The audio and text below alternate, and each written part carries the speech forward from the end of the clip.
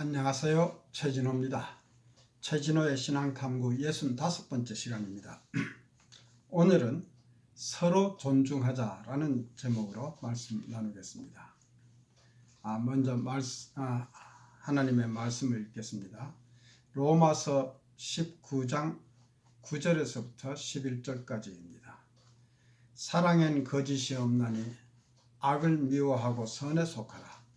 형제를 사랑하여 서로 우애하고 존중하기를 서로 먼저 하며 부지런하여 게으르지 말고 열심을 품고 주를 섬기라. 아멘. 하나님의 자녀이며 거룩한 백성으로 구별된 자들의 공동체인 교회를 사도 바울은 그리스도의 몸이라고 하였습니다. 그리고 그 구성원들을 그 몸의 각 지체라고 하였습니다. 이렇게 특별한 관계에 있는 사람들은 서로 사랑하며 우애하고 존경하는 관계를 형성하는 것이 마땅합니다.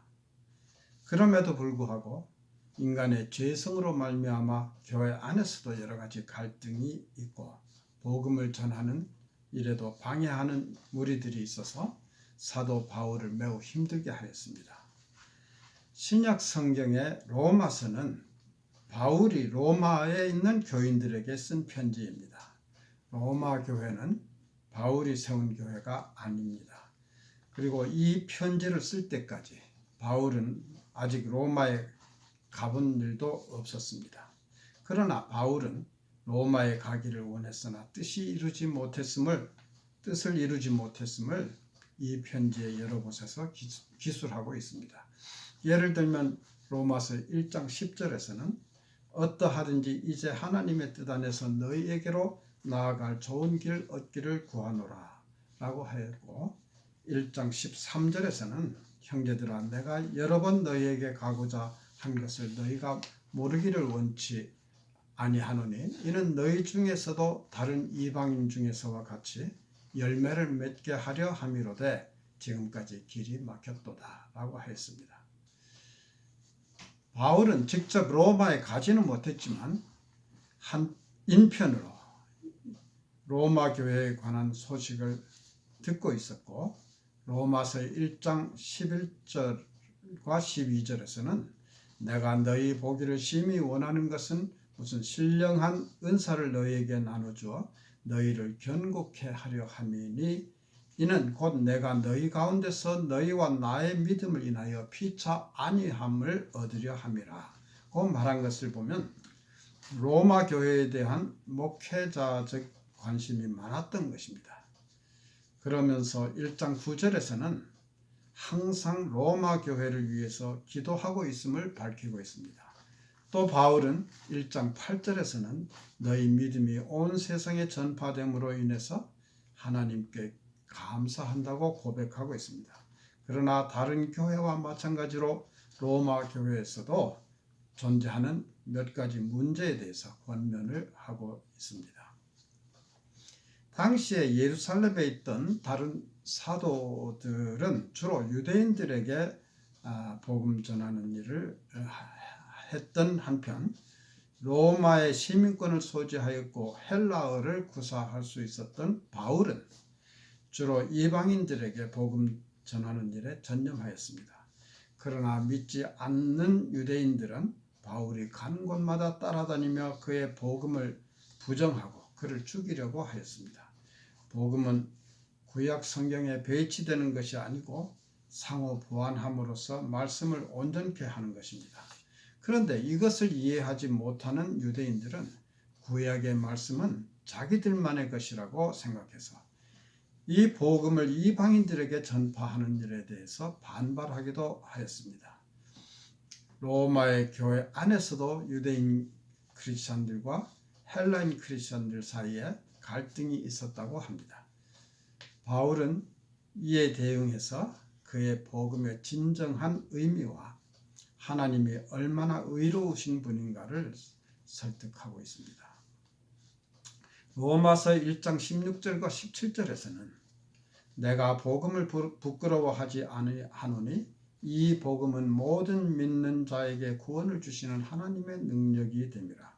첫째는 유대인에게요, 둘째는 또한 헬라인에게로다.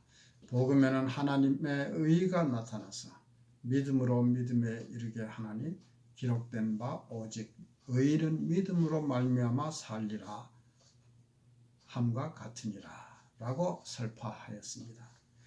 율법을 지킴으로써 의로워지는 것이 아니고 우리가 하나님을 믿을 때 우리의 의가 아니라 하나님의 의가 나타나서 믿음으로 의롭게 하심을 얻는다는 진리인 것입니다. 만일 바울의 복음이 부끄러운 것이라면 그것은 잘못된 복음일 것이며 바울과 하나님께 수치가 될 것입니다.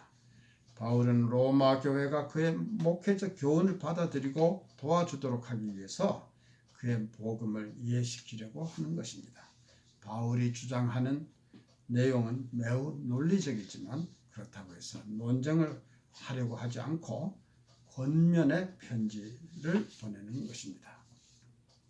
바울은 로마서 12장 1절과 2절에서 그러므로 형제들아 내가 하나님의 모든 자비하심으로 너희를 권하노니 너희 몸을 하나님이 기뻐하시는 거룩한 산제사로 드리라. 이는 너희의 드릴 영적 예배니라. 너희는 이 세대를 본받지 말고 오직 마음으로 새롭게 함으로 변화를 받아 하나님의 선하시고 기뻐하시고 온전하신 뜻이 무엇인지 분별하도록 하라고 권면하였습니다. 이 말은 도덕적 설교라고 할 수 있으나 도덕의 기초가 되는 신학적 원리를 말하고 있습니다. 종교적 언어라고 할 수 있는 제사와 예배와 같은 단어를 사용하고 있는데 이 세대를 본받지 말고 오직 마음을 새롭게 함으로써 변화를 받으라는 말은 기독교인이 지금의 이 세대가 아닌 앞으로 올 세대에 속한다는 것을 의미합니다. 크리스찬은 단순히 비신자에 비해서 약간 더 도덕적으로 사는 것을 의미하는 것이 아니고 그리스도 안에 있는 자들은 현재의 어두운 세대보다는 새로운 빛의 세대에 살 것을 말하는 것입니다. 이어서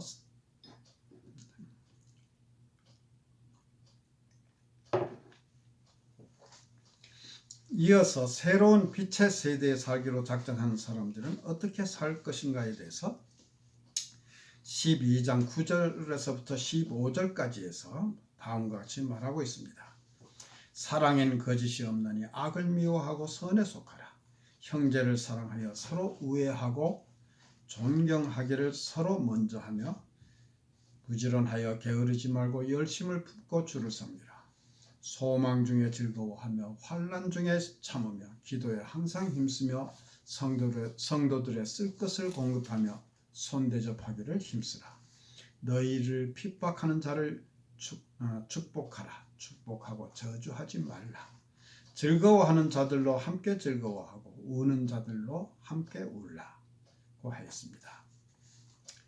바울은 우리가 그의 말을 단순히 이해하는 것만이 아니라 구체적인 행동에 옮기기를 원합니다.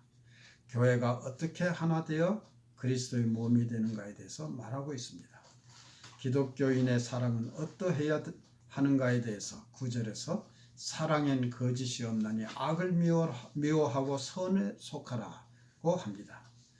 어떠한 공동체를 만들어 가야 하는가에 대해서는 10절에서부터 13절까지에서 형제를 사랑하여 서로 우애하고 존경하기를 서로 먼저 하고 부지런하여 게으르지 말고 열심을 품고 주를 섬기라고 합니다. 순수한 애정을 가지고 소명받은 일에 대해서 열정을 가지라는 말입니다. 10절에 형제를 사랑하여 서로 우애하고 존경하기를 서로 먼저 하며 라는 말은 나보다 남을 낮게 여기며 서로의 명예를 먼저 세워주는 것을 말합니다. 먼저 시작하는 것이 중요합니다.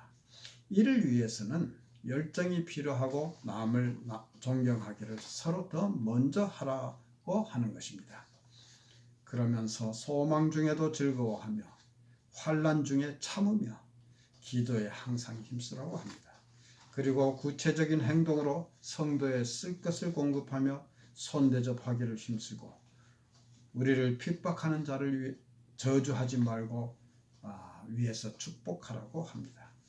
즐거워하는 자들과 함께 즐거워하고 우는 자들을 위해서 함께 울며 위로하는 자비심을 가지라고 합니다.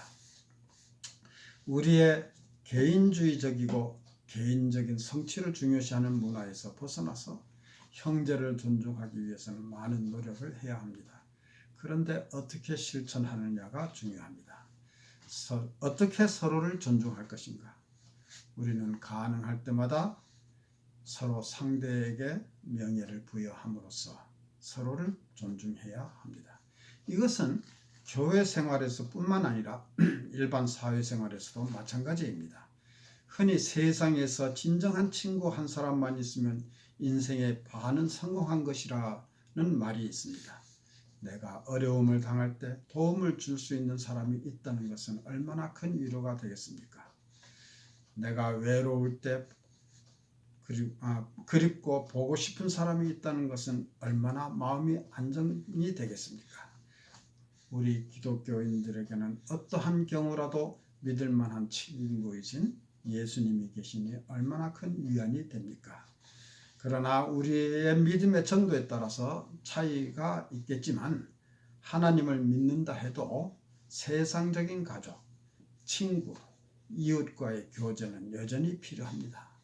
가까운 친구, 특히 주 안에서 맺어진 형제들이 있어서 자주 만날 수 있든지 아니면 그렇지 못하든지 그들을 위해서 기도와 묵상으로 그 다정한 얼굴을 생각하며 이름을 불러볼 수 있다면 우리의 인생은 더욱 풍성해질 것입니다. 그러한 관계에 있는 사람들, 그 한 사람 한 사람이 나에게는 예수님이 있는 것입니다. 세상은 선한 눈으로 사랑하는 마음을 가지고 보면 많은 것이 선하고 사랑스럽게 보입니다. 어떤 사람의 장점을 칭찬했을 때 상대도 나에게 호의를 보이는 경우를 가끔 경험하곤 합니다. 우리는 감사함으로 서로 존중해야 합니다. 나보다 남을 낮게 여기는 것은 남을 섬기는 기본 자세입니다. 이런 일은 서로를 존중하는 기본입니다. 기본적으로 존중하는 마음이 있거나 최소한 미운 감정이 없는 상대를 존중하는 것은 그다지 어렵지 않습니다. 그러나 살다 보면 싫은 사람, 괜히 미운 사람이 있을 수 있습니다. 싫은 사람이나 갈등의 관계에 있는 사람에게는 어떻게 하는 것이 좋은가? 이런 일은 실제로 누구나 겪는 일이지만 매우 어려운 문제입니다. 그러나 어렵더라도 노력해서 극복해야 하지 않겠습니까? 예수님은 그 사람을 위해서도 죽으셨습니다. 겸손하게 상대의 말, 즉 의견을 잘 들어주고 상대가 당하는 아픔을 이해하기 위해서 노력하는 것이 중요합니다. 어쩌면 내가 모르는 사이에 내가 준 상처로 인해서 그가 아픔을 겪고 있을는지도 모릅니다. 이 모든 것 위에 용서하는 마음이 있어야 할 것입니다. 용서 없이 서로 사랑한다거나 존중할 수는 없습니다. 그리고 서로 사랑하며 존중하지 않고는 그리스도의 몸이 될 수 없습니다. 흔히 남을 용서한다는 말에는 상대가 나에게 무언가 잘못한 일이 있다는 것을 전제합니다. 그러나 그것을 상대의 입장에서 뒤집어 보면 오히려 내가 그 상대에게 범한 잘못이 더 클 수도 있습니다. 많은 사람들이 모든 일을 아전인수격으로 생각하는 경향이 있습니다. 내가 잘못한 것은 작게 보이고 상대가 나에게 섭섭하게 한 것은 크게 보입니다. 그래서 내가 나름대로 마음을 크게 열고 예수님의 가르침을 실천하고자 상대가 먼저 자기의 잘못을 회개하고 사과하기만 하면 용서해 주리라 하고 생각하지만 사실은 먼저 잘못을 시인해야 할 사람은 상대가 아니라 나일 수도 있다는 것입니다. 사랑과 존중의 목표는 화해와 하나됨입니다. 화해와 하나됨은 바울이 우리에게 주는 그리스도인이 서로 어떻게 대하여야 하는가에 대한 가르침의 핵심이라고 할 수 있습니다. 내가 먼저 해야 하는 것입니다. 화해와 하나됨이 없이는 우리는 다른 사람들이 보기에 교회가 아닐 것입니다. 갈등 속에서 서로를 존중하기 위해서는 겸손과 용서가 필수적입니다. 우리가 서로를 사랑하고 그리스도의 몸이 되기 위해서는 특별히 가장 어려울 때 서로를 존중해야 할 것입니다. 감사합니다.